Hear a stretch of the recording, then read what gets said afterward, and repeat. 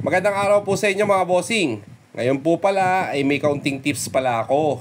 Pero bago ang lahat ay ipapakita ko muna sa inyo yung mga ipapasok natin sa school nila. Pasilip ko sa inyo. Bali ito nga pala mga boss ay isang sweater Gilmore. Yung dalawa na yan. Ngayon po pala sinasabi ko naman sa inyo at nag-update tayo kapag meron tayong mga tira-tira dito. Ayun ang ating mga ipinanglalaro. Siyempre, uunahin muna kayo mga bossing. Dahil ayaw natin nasisira sa inyo. Pero yung mga natira dito, nako, ang gagwapo pa rin at syempre magagaling. Update ko kayo sa mga laro nila kapag nagte-training na tayo. Dahil kagabi, nagpurga na ako at nagbigay na din ako ng B-complex. Wala pa tayong exact date pero sigurado tayo nitong August na. Kung ano lang yung matapat sa Sunday or Monday. Pero siguro mga 14 days conditioning, okay na to. Kasi pre-con naman to. Konting kembot lang ay okay na. Nakaka-excite din dahil nakikita ko ang laro nila ay may future naman talaga. Ang matutulong lang talaga natin sa kanila ay bigyan sila ng energy at lakas ng katawan talaga. Dahil konting training lang ang mga stags, hindi katulad sa mga kak. Kaya yung simpleng tips natin na ito mga bossing ay baka magka-idea din kayo.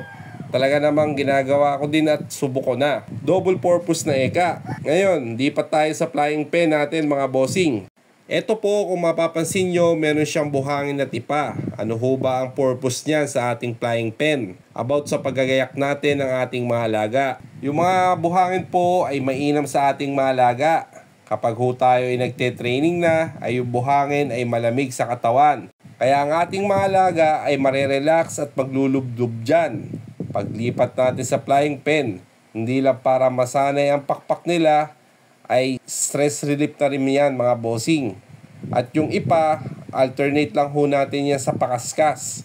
Dahil pag nakita ho nila yan, ay talagang maku-curious ang ating malaga, tutuka-tuka tapos kakahig yan. Doon pa lang ay natitrain na natin ang mga muscle nila sa hita, balakang.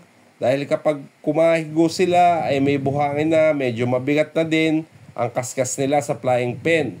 Kaya hindi lang double purpose ito, masasabi ko ng triple purpose. Para sa pakpak, para sa stress, dahil sa training nila, makapaglulublob sila sa buhangin, para sa muscle na din dahil nakakakaskas sila. Kaya yung tatlong bagay ho na yun ay sobrang malaking tulong na ho sa atin, lalo sa ating mga alaga kapag stags. Kaya medyo konti lang ang training natin na binibigay pero nagagawa natin lahat sa kanila.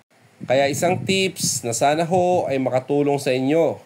Maraming salamat po mga bossing. Update lang po tayo sa ating mga videos. Marami pa tayong tips about sa pagko-conditioning at mga pamamaraan natin na ginagawa sa ating maliit na backyard.